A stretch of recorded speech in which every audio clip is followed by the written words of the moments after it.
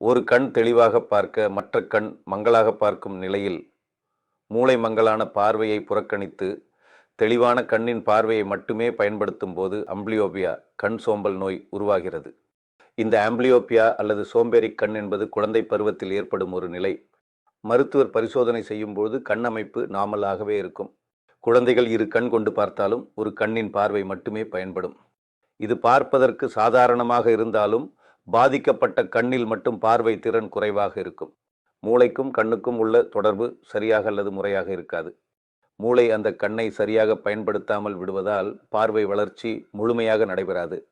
ஆம்பிளியோபியா ஏற்படுவதற்கான காரணங்கள் மாறுகண் பார்வை வித்தியாசம், அதாவது ஒரு கண்ணில் அதிக பவர், மற்ற கண்ணில் பவர் குறைவாக இருக்கும், இமை இறக்கம், பிறவி கண்புரை, பிறக்கும் போது கண் சிறியதாக இருப்பது, குறை மாதத்தில் பிறந்த குழந்தைகள், மெதுவான வளர்ச்சி,